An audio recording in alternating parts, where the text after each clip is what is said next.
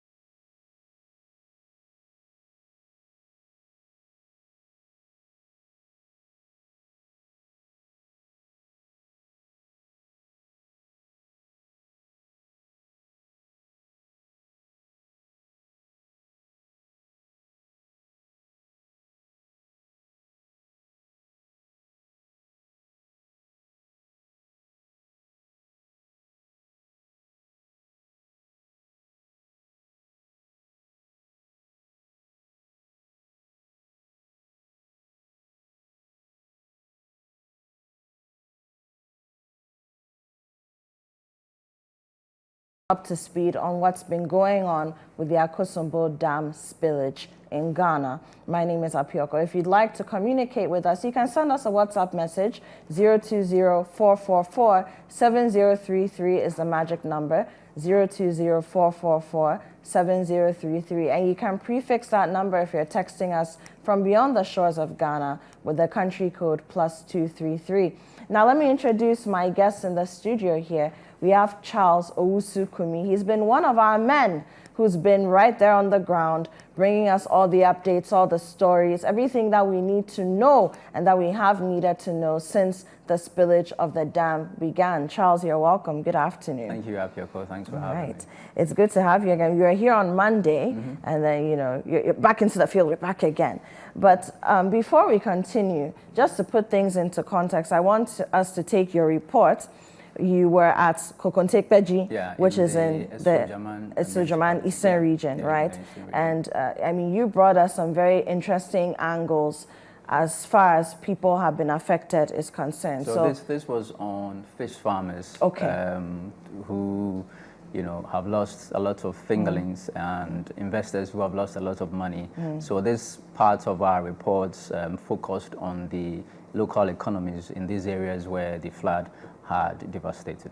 Okay, so let's take a look at that report from Charles Owusu-Kumi. We'll be right back.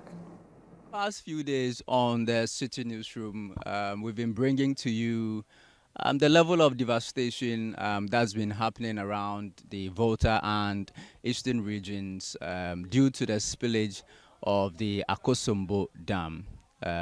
We brought to you the residents of Mepe, the kind of ordeal they've had to endure. We've seen people lose their homes. We've seen people lose their livelihoods. Today, we find ourselves in Konkontepkedzie.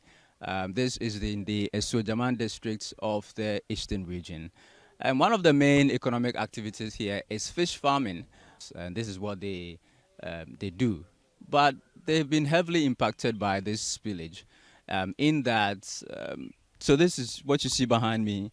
They are fish ponds. Unfortunately, due to the volume of water that's coming from upstream from the Akosombo Dam, they've lost everything. They've lost thousands of fishes. Now their lives have come to a standstill. The economic lives have come to a standstill. Some of them tell us that they have nothing else to do. This is all they know. This is what they've been doing from their childhood, which is fishing and fish farming. Now they don't have anything else to do, and they're looking up to government and authorities to come to their aid. We'll hear from the horses' own mouths now. We'll engage them and ask them how they're faring now that the economic lives have been taken away from them through this spillage of the dam. But tell me exactly what happened. Oh, the thing that's happening is impromptu. So the VRA people must give us alert so that they spill the water. Today, like, let's see, like 2 days, then they open the water. We too don't know what we can do, so that we just leave our fish, 10,000 of 30,000 of fishes they have left. So lot of our money gone. As you can see of the water, people cages are damaged. People cages are damaged. So we are pleading for the government that if they have something for us, they should quickly do it for us, so that we can survive. So as I'm speaking here, you yourself you can see that my speaking is not going through. Our money that we lost is not small money. About how much money has been lost here? Oh, plenty money. I can't sell it. Billion upon billion. About how many fishes were in the cage? Each cages contain 12,000. So each 12,000. What kind of fish? Tilapia? tilapia. I will do tilapia. So as the thing happened like that, all the fishes have gone. So you can't do anything about it. In a recent time, we have a notification from VRA that there would be a spillage, but actually they told us that, and it wasn't long ago when they started the spillage. So we have lost a big money. So you didn't have enough time to prepare and salvage as much as you could? No. We have not got enough time. You know, like announcement came the next day or the next night until the next morning, then the spillage started. So we have not gotten that adequacy to get our fishes and our items salvaged. I have lost a lot of money, and you know, some of these monies are not directly from my own pocket. I've started this so very young. I've started, you know, in our lives, you know, it's not everybody that have to go through this formal education to become whatever. So we, by our own small way, we have this mentality that we want to be entrepreneurs. So as we are living by the water, it's a big opportunity, and we take up this opportunity. Before this happening, you know, we have lost a lot of money. What do you want VRA, the authorities, members of parliament, the government to do for you? Well, right now we are pleading on the cooperative, but the government, the non-government organizations, and everybody across the world, whatever agency, as an individual, whatever it is, we really need your help, because it's not easy. You know, starting, you know, all of a sudden you've lost all your investment. If God doesn't take care, you know, we will not be able to come back to our normal. It's not easy at all, because a lot of big farms have been affected. You know, mine is just a small setup, but you could just imagine the kind of money or the kind of damages I'm facing through right now. What now you're here? What about yes, our spillage no? VRA phone about no wedding common. Omu baha 3 days stamp no mu bue dam no. Enti ye ya humboya bia ansa no omu bue dam no. 3 days. 3 days stamp ansa no omu bue dam. Omu ba okuda ya woda fida no omu bue dam no. Enti we see area etche no wan na abaha omo abaha na mofo abaha na obi foforo abaha ba behwese na mo hote. Ya asase wura ne ba. Ene MP bae. and we are for another more for buy. I'm about then on the brain. Almost fashion bread. On fashion bread. Not more fun, so also Moko, Chilean San Bass in Tiwakai. MP Subaya, Semen or Kachem. Also, Kako, we are the management, Umbasan by her. And that's who MPP for one pious Umswabaha. And so one would then boo and Obama 60 million. No, what Chichama or Kakra, and a mocha crabby, and what Chichama or Kakra. Only woman for, see, I'm going to send, see, I'm going to mean your Jumabim. Oh, yeah, I'm going to do a Nasu Adman a Dimaya. Nasu ye manage you Kakra and Sana, yes, say, then government mayor Amayana. Most of the houses here in Kweji are mud houses, and so as you can see, some of them did not stand a chance of the full force of the water that was coming upstream as a result of the spill. We're told that a lot of them have lost their homes and they do not have places to lay their heads. It's been like this for a few days. Where's your house? Which one? This is my house, the middle one. The middle one is your house. When did this happen? It happened about getting to 2 weeks now. 2 weeks. Yeah. And what was in there before the destruction? Did you have any belongings in there? Or you were able to evacuate your things from the room? Yeah. We removed the things from the room before the things happened. So where do you stay now? Where do you live now? I'm sleeping at the stove top. At The stove top. do you have another house over there? No. If it is night, then I will lay some small bed on the ground and I sleep. I mean, but this looks like it's a close-knit community. You can't spend the night with some of your family members or friends. Everybody has his wife, and there is no room for me again. So how are you expected to build this back up when the water recedes? You be able to build yourself, or you need help from somewhere to be able to build it? And always we are crying for the government that they should come and help us. Especially the council, Asojamai council, the DC, and then the MP.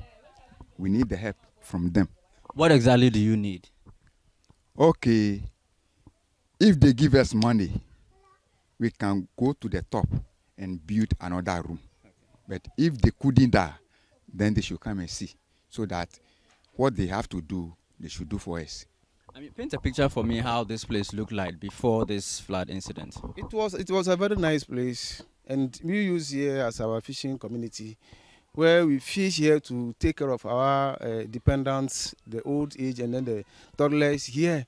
But as for now, even we, the fishermen, we cannot even go to the fish on the river to fish, to take care of those people. So there's a lot of burden on us. Yes. Show me the banks of the river before. Formerly, it was there. Mm-hmm. It was there. It was far away from this tree. Okay. So we normally sit under the tree. That's where we sit when we are not working. We sit there. We relax over there. But for now, this is the extent at which the water has reached. So we are rendered homeless. Behind me is the Akosombo Dam itself. If you can see in our shots, that's the spillage currently ongoing. Several communities have been affected.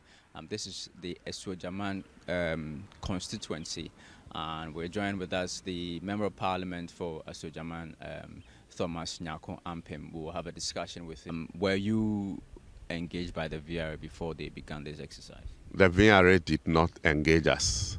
I saw on the Esojaman District Assembly platform that the District Chief Executive had posted the communication there.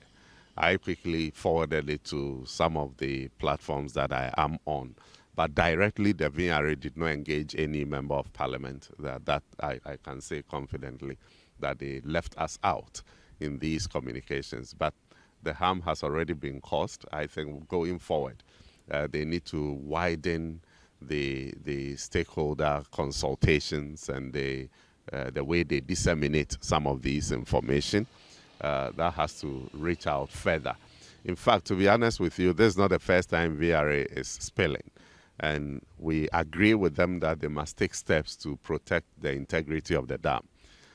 This is a national asset that must be protected. So once they are seeing that the water level is rising to a level that if they don't spill will affect the dam, they must do so. But I don't think they anticipated that the spillage was going to be discontinuous and that it was going to affect a lot more people than it has happened in the past. At the MP level, what processes have you initiated to get the compensation you talked about for these people? What have you done in that regard? I have personally had discussions with our district NADMO coordinator to continue with the data collection. We need a comprehensive information on those who have been affected. And we cannot get it now because the spillage is still ongoing and a lot more people will be affected. So when it is ended and we know in totality the extent of the damage, we will petition VRA and follow through to see that the VRA and maybe the central government comes in to support the individuals who have been affected. All right, so that was a report filed by Citi News' very own Charles Owusu-Kumi, and he is here in the studio with me. I mean, very, very heartbreaking accounts of how people have lost their businesses, how investors who have gone to these places, invested in young people who are willing to do something with their lives. You know, for the longest time, we've been talking about the fact that young people don't want to farm, young people don't want to fish, we don't want to stick to the trades of our grandmothers and great-great-grandfathers. And some people are doing that, and they're doing it very profitably. And then something like this happens. A dam is spilled. One morning you wake up and you've lost everything. What do you do? How do you deal with that? And that's a story that Charles brought us specifically from Konkontepkedzie in the eastern region. So, Charles, I mean, really, how did this make you feel? You know, well, and really, what made you take that angle when you were going on the trip? You're going into the field. Did you know that this is what you're going to encounter? Is this the kind of story you're looking to bring?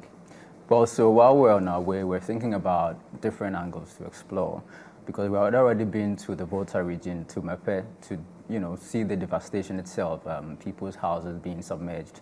So we're looking at different angles to explore. And then we thought about the local economies, I mean, the impact of this on the very lives, economic lives of these people. And we found ourselves there in Konkontepkedzie, and we realized that these are predominantly fish farmers. So, I mean, what's happening to their, and they've been fishing, doing their farms exactly on the river. And so you can imagine the level of damage that had been caused. And these are young people, like you rightly said. We've been talking about rural-urban migration for a long time, but they have chosen to stay there in the rural areas and make a living for themselves. And for me, that really struck me. And I saw some of the investors who had come to partner these local people, and you could see the distraught. I mean, they were like, why do we have to put all our monies in here and then overnight we lose everything? So that's why I think this drive that we're on to get relief for these people is very important, because you don't want them leaving the rural areas and come join us here in the city. All the different things that can happen when young people don't have work. So it's very important that the authorities listen, especially VRA, members of parliament. There was an engineer on Point of View yesterday, and he mentioned that all of this is a bit because of miscommunication. There's not been information flow, has not really been linear, and so a lot of people did not have enough information as to what was going to happen. And so that has really caused this. And all of these people have to begin to work together to find solutions for, in the immediate term, what they can do for these people so that they can build back their lives. And then in the long term, let's look at whether the engineering issues about what happens when there's spillage, so that we can have long-lasting solutions to this very thing. Otherwise, we'll keep coming back to this. The last time it was spilled was about 20 or 10 years ago. If another spill happens in the near future, we may be here again looking to get relief support for these people. So the need to have a long-term solution to this very problem. So, Charles, I have a question for you, and you just pointed out the fact that something we've been talking about, the last time that a spillage of this nature happened with the Akosombo Bong dams was in 2010, all right? Prior to that, it was 1991. So there's a good chance that a lot of the people you're speaking to, they've only experienced this once, and probably even when they did, it didn't affect them in this way. They probably didn't even realize that it had happened, because back then we are told, you know, looking at the ecology of things at the time, also looking at the way the climate was, the spillage wasn't of this magnitude, that's one. It wasn't raining then as much as it's raining now, and so the areas of land that were supposed to be absorbing the water were able to do that. We didn't have the flood. But did you get the sense that for people, this was like, where did this come from? I've never seen this before. Did you get that I think sense? a lot of them didn't expect this to be of this magnitude. So when it started, they thought, oh, it's just water level just rising. And then the following day, you see that it's gone a bit up. So they didn't expect it to be this much. And that's why the VRA, even though they say that they spoke to these people, they didn't really, the information wasn't as rich. I think they just told them that we'll be spilling, but the people were not told how much water will be coming out of there. And so it caught them by surprise. I think they were actually, so like you said, the last time was 2010. Even before then was a long time ago. Were you born, Charles? Oh, I was born. It's just a question. Oh, of course, I was born. And so most of them had not experienced anything like this. So they didn't make adequate preparations. And one of the people I spoke to in that video that was just played said the VRA gave them 3 days. So 3 days. 3 days to, and that wasn't enough. It's not enough. Members of Parliament, who are representatives of the people, were not even engaged before this spillage. The Sojaman MP confirmed it, Central Tongue MP confirmed it, even Okudzeto Blakwa, he has been, you know, confirming this. He said that this morning as well. We spoke to him on breakfast. I mean, how do you do something like this without engaging members of Parliament? I mean, the VRA should have. And they would have been in the best position to engage the people themselves, because these are their people, they are their representatives, and they would have been able to better explain the consequences. And like you said, the weather patterns have changed. Climate change has happened. There's a lot of rain now. We're told that even from now until the end of October, there'll be a bit more rain. So we should be expecting a lot more rain. So this was really a surprise for them, and it caught them by surprise. They weren't prepared for it. I mean, another thing, clearly very ill prepared. I mean, even when we consider the fact that we've been saying this over and over again, the VRA has confirmed themselves that they did a simulation in May because they knew, looking at the meteorological trends, everything, that it would happen. However, the information didn't trickle down. But for those who did hear, what were they told? Were they just told move, or they were told, okay, these are the safe havens you have to go to? What was the information given exactly? Do you know? Did you gather any of that? Yeah, some people were evacuated to safe havens, and we found one in South Tongue. I've forgotten the name of the town. And they had been brought from an island called Zorotoji. Okay. That's one of the islands in the South Tongue area. So they had been brought. So there are safe havens scattered around, these places. Sanda went to one at Ada, at one of the safe havens there. So they've made preparations for where people can evacuate to when the flooding happened. Except that, like I said, they should have given them enough time to prepare for it. To be caught by surprise, even if there is a prepared place for you to move to, you need adequate time to be able to move there, and that's why I think that the VRA could have done better on that score. Wonderful. So on the safe haven matter, or the shelters, as some people are calling them, again, we're looking at 8 districts. We're looking at 3 regions. We've mentioned that. I'm told that in South Tongue alone, there are 20 shelters. Okay. But of course, that's nowhere near enough. I don't know how many there are across all the different spaces. And we have heard our own Umaru Sanda Amadu went back to the Adan area. He was at Asuchere. He went to the Adan area in the Greater Accra region yesterday and discovered that many classrooms have been converted into safe haven. So I want us to take a look at that report, because you can imagine what that means. These places are not, as I was saying this morning, beds and breakfast. They are not restaurants. So there are no beds there. There are no toilets there. There are no places for the people to shower. There are no kitchens or coal pots or anything for them to cook with. So let's just take a look at this and then we'll come back. We have come here in the Adan district, Adan East district, to assess the situation, how people who live along the Volta River have been affected as a result of the spillway. Now, the interesting thing with Adan is because this is where the river terminates in the sea. In terminating in the sea, there is a lagoon, there are a number of tributaries. The river divides itself into various parts. This forms islands in the sea, or in the river rather, making a lot of communities island communities. Now, when the river overflowed and the tide went so high, the people who were living in riverine areas or in islands have had to move. So the local authorities had to move in there and bring them out with canoes to save them. The NADMO, National Disaster Management Organization, has demarcated a lot of places as safe havens. One of them is the one right here. It's an evacuation center. It's a safe haven. In the event of any challenge, this is where the Disaster Management Organization brings people. But it is not a center that was set up specifically for this purpose. Often, what happens is that a school is converted or used as an evacuation center and a safe haven. So this particular safe haven is located at the Azizanya DA Basic School in Adanfour, where our coverage for the City Newsroom starts from today. Behind these gates, there are people who have been brought in there. I'm going in there to speak to them. But before then, let me speak to this journalist. He's a local reporter, works with a Kasser-based Eagle FM. If you could just join me. He has his camera, he's been moving around town and also engaging people about the flood situation. As a media house, I'm sure people would have been calling into your media house. What are some of the things people were asking in terms of help that they required? Yeah, most of them are saying they don't know where to go, especially people who are teachers and nurses, that they've placed them on the island schools and hospitals, or let me say cheap compounds on the island.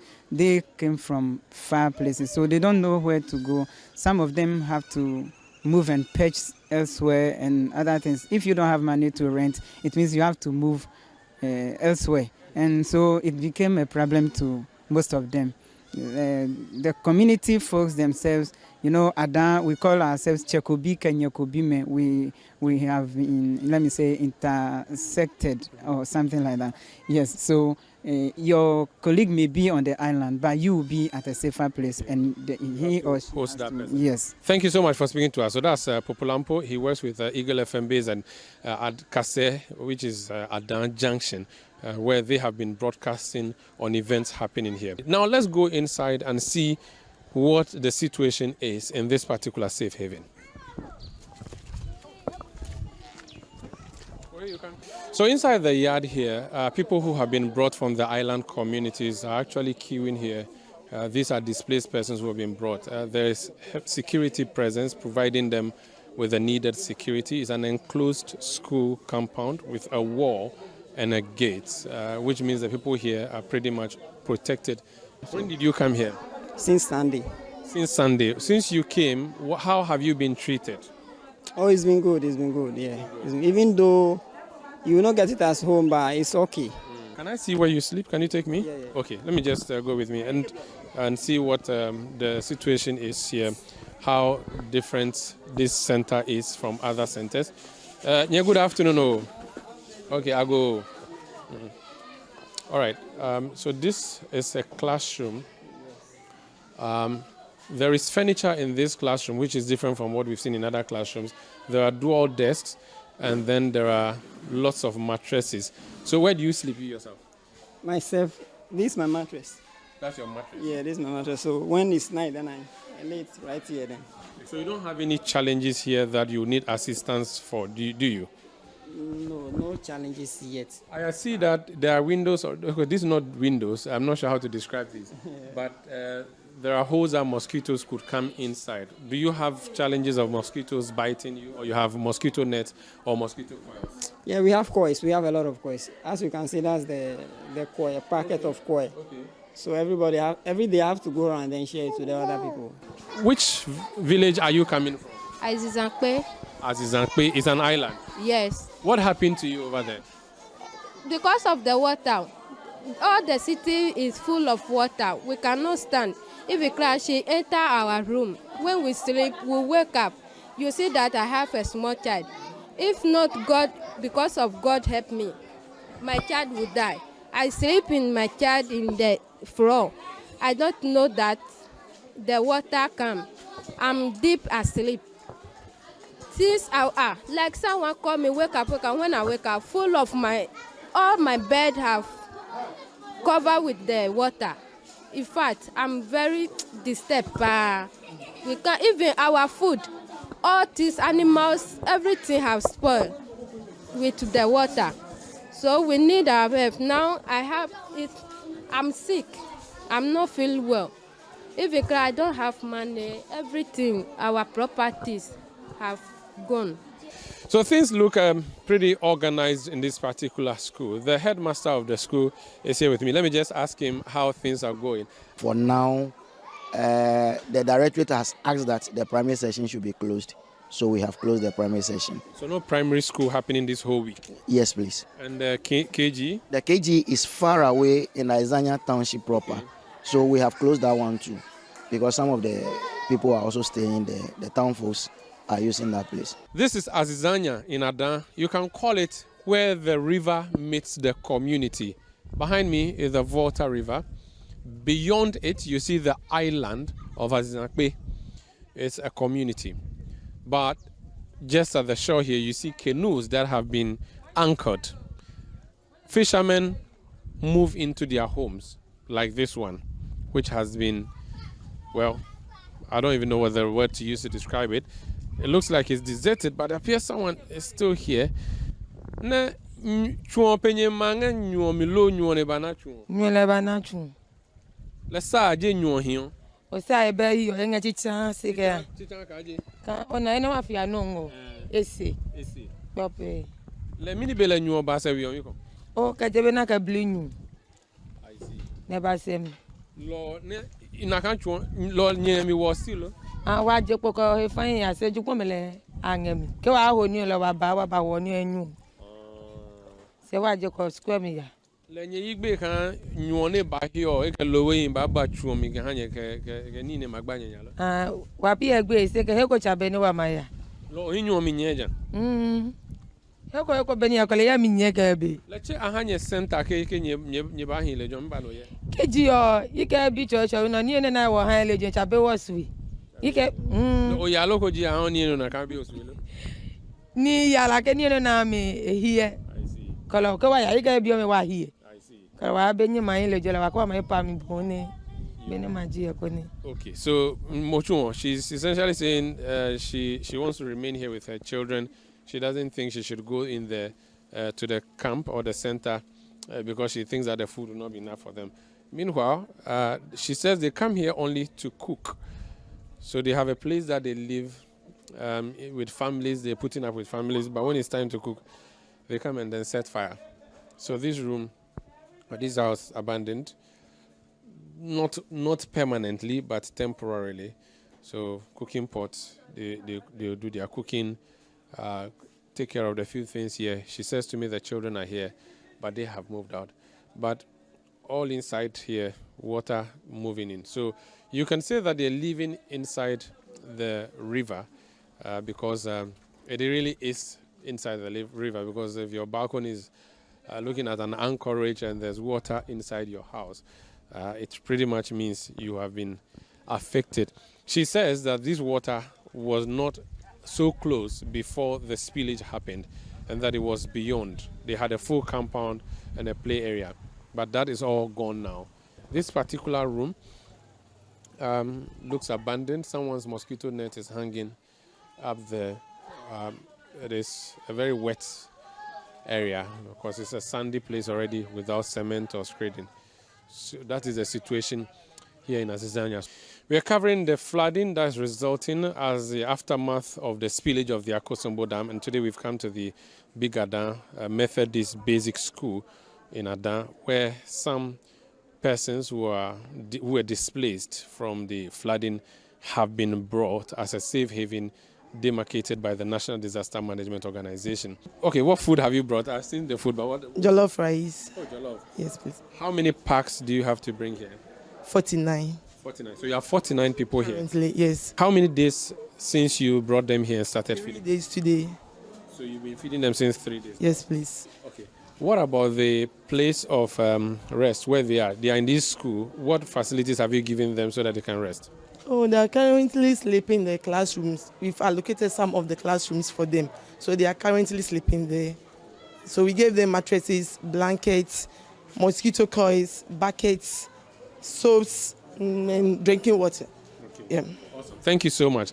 Let me go inside and speak to the people who have been giving this food now to see if they are satisfied like Nadmo is saying they are. This is sitting room. Let me just go. So this is one of the classroom. I go. Okay. All right. Hello. How is the jollof going? It's somehow better. It's nice, eh?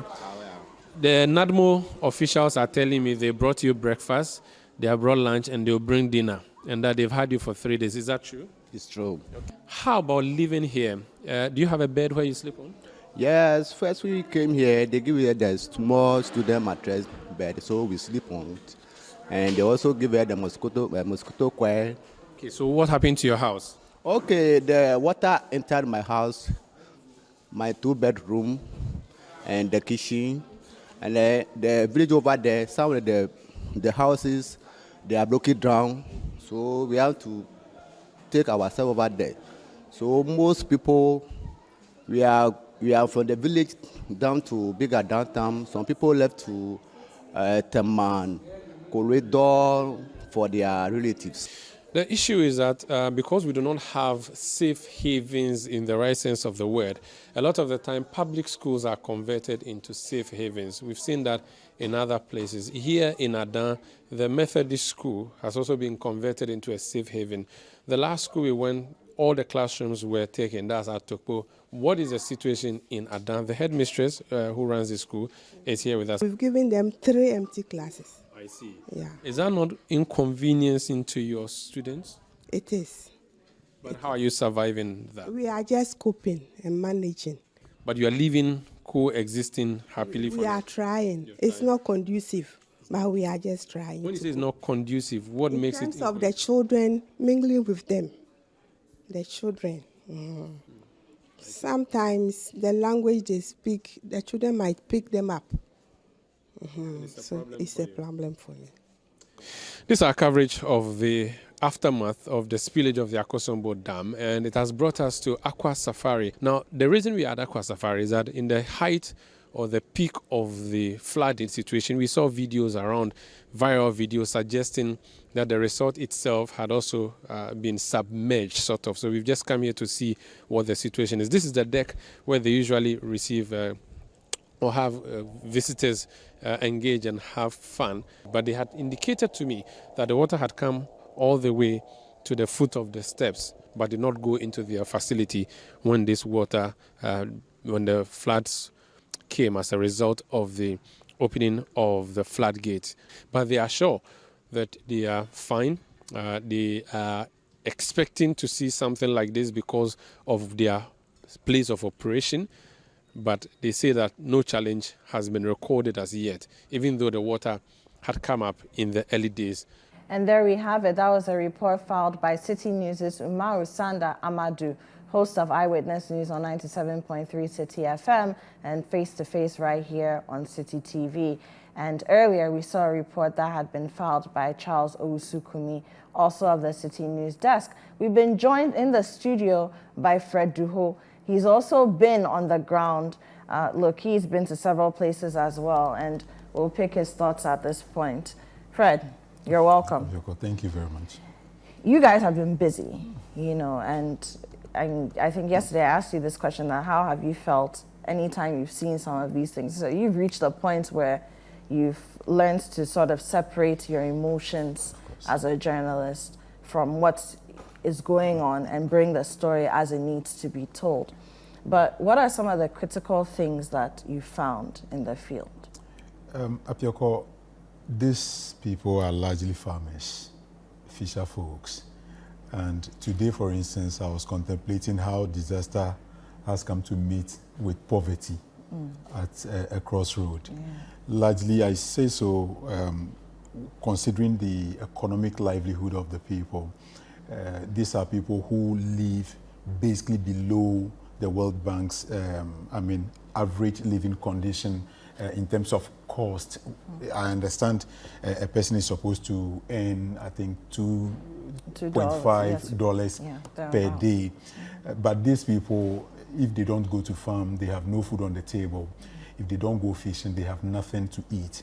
So for a disaster of this nature to come just suddenly and inundate their farms, take away their livelihoods, that is where the worry is. And when you're interacting with them, you get that sense of vulnerability. At this moment, they feel very vulnerable, knowing very well that they are living comfortably, though not comfortable in the right sense of the word, but they are in their home. Nothing is chasing them. At least whatever they eat before going to bed, no one knows. It's between them and their God. But now they would have to now cope with living as quote-unquote beggars. Yeah. Until you take food to them, they are not going to survive the whole day. And that is the situation we talk about. So I am still receiving calls from a number of communities.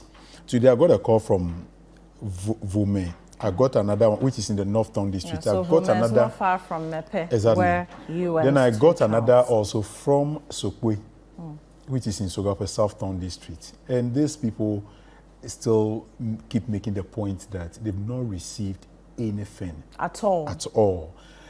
That is not enough. They've not even seen NADMO officials in their communities. They've not seen. Yes, he was at Sokwe, but you know, when this whole thing happened, the political figures do go to the community where the larger crowd is. So in a sense, this is to the neglect of the very few people who are scattered in homes and even depending on some relatives.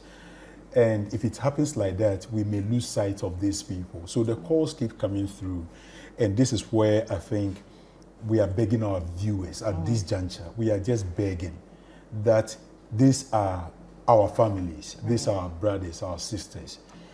If for nothing at all, just know that it can happen to any of us. And they are bearing the cross at this moment. They are sacrificing their livelihood at this moment so that they endure this hardship, so that the Akosombo Dam so that you can watch us on TV. Exactly. We have electricity. That's actually what it is. We are told, or we are made to believe that the moment the Akosombo Dam breaks, parts of Tema, or even the entire Tema would go. Parts of Accra will certainly go. You can imagine the population. And then we won't have electricity. So nobody will survive it. So they are largely carrying a cross. Sacrificial lambs. They are bearing it for us to be able to have the light we are enjoying, to go about our normal duties. So we are only pleading with our viewers, our listeners, all the time that they should come to our aid and donate to the Citi Flood Support Fund.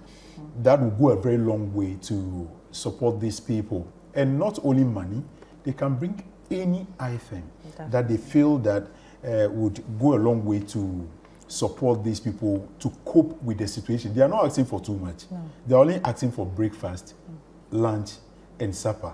And if you have blanket, bring it so that in this cold weather, when they go to sleep, they can wrap it around themselves. And this is not too much that Ghanaians, as hospitable as we are, as caring as we are, we can't deliver at this point. But we can't also lose the sight of the fact that a number of people have been generous so far, and they must be thanked for their generosity. The population we are talking about here is quite huge. Over 30,000 people. That is like a whole constituency. Okay? And sometimes it gets to a point where when you meet them, you are lost for words. interviewing them becomes a challenge. You would want to let them settle, and that depression or sort of trauma they are going through, they settle, and you convince them, speak to them. And at this juncture, I think the psychologists should also be in those communities, just like the Ghana Medical Association have sent doctors. Definitely. They should be able to also speak to these people, because a number of them are worried about their properties. To 12 over the years, build a house, and then water comes just in one day. And you can't go back to your property. Seconds. And it's going to take you like 5 months. We do know that there are some mental health professionals in the field, particularly in South Tongs, North Tong as well. We spoke to Honorable Okudzeto Ablakwa this morning. He confirmed that. But we're asking for more. And Fred, thank you for drawing attention to our relief efforts here at Citi FM and Citi TV. There are many things we need. And I'll have you know that this Saturday, the 21st of October, Team Citi is also going onto the ground. So this time it's not just Fred and Charles and Sandra. Almost all of us will be there because we are, yes, it's a boots on the ground affair. So we're going there and we're asking medical professionals to also join us. Because look, there's been an outbreak in several of the communities at the moment of cholera, of typhoid, and of bilharzia. This one I was saying that I don't remember the last time that I actually heard about bilharzia. Yeah. But again, where does it come from? Bilharzia, it's these parasitic worms that are in fresh water. And once they come into contact with human beings, they enter your system, and that's it. And all three diseases are communicable diseases, meaning that once you're next to somebody, you're sharing a bed, you're sharing a room, you're sharing a cup, or you're just in close proximity to someone who has this disease, or you come into contact with some of their bodily fluids and fecal matter, that's it. You also contract it. So it's a very serious problem. We are going there. We need medical supplies when we're going. We need food. Fred mentioned it. Charles has also pointed it out that these people are not eating. I'm sure some of them haven't eaten for a couple of days. Yeah, I think I wouldn't be surprised. Thursday, honestly, when we got there, we got there around 9 a.m. Someone told us that he had not drunk water from the previous night. Imagine. Because the water had been contaminated and they didn't have anything to drink. And no yesterday food, no and today, we're learning that some of them have started drinking the contaminated water. Because it's a case of, I'm thirsty. Yes. This is all I have. All die be die. So it's a very, but I don't think situation. it will get to that point where we will start recording. The numbers in terms of the diseases and stuff like that. I don't think we'll get to that point. Ghanaians will rise up to the call. Yeah. I really trust. I have that strong belief. And we can only appreciate those who have done those donations to us so far.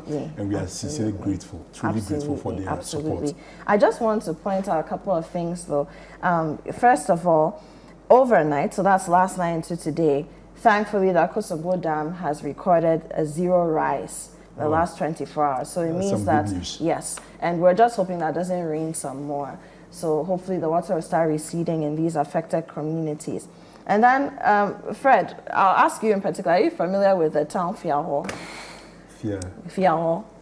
No. So that's the original, legend tells us, original hometown of Okomfo-Anokye. Oh. Yes, it's been submerged.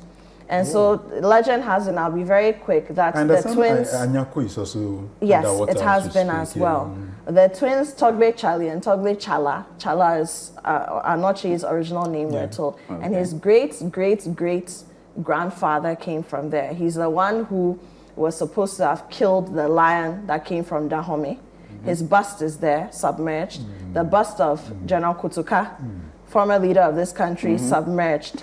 And the town itself, which is known to be an ancestral home, submerged. So, look, there's a lot. Historical things we can't afford to lose. Honestly, we can't afford to lose. So, look, at this point, every sector, every authority that has something to do with any sector, be it health, the economy, tourism, arts, culture, all of us are Greek. Fine, we should be up and doing. Everybody, it's not just the ministers. We know there's an interministerial committee, but everybody who has some kind of authority should be up and doing. Anybody who has an interest in any of these sectors should be putting their hand to the wheel. So there are donations that we're talking about, but you should also be worried because these things, our history, our heritage is also at stake. All right. So I've been joined in the studio today by Charles Owusu-Kumi. He's with the Citi News Desk. He's been one of our physical boots on the ground, where this dam spillage and the aftermath has been concerned. We've also had Fred Duho, the Duhoski, pass through. He's also with the Citi News Desk. And my name is Apioko. This has been our special broadcast, bringing you up to speed on what's going on with the aftermath of the spillage of the Akosombo Dam here in Ghana. We'll be back tomorrow at 3 p.m. to let you know some more. Good afternoon.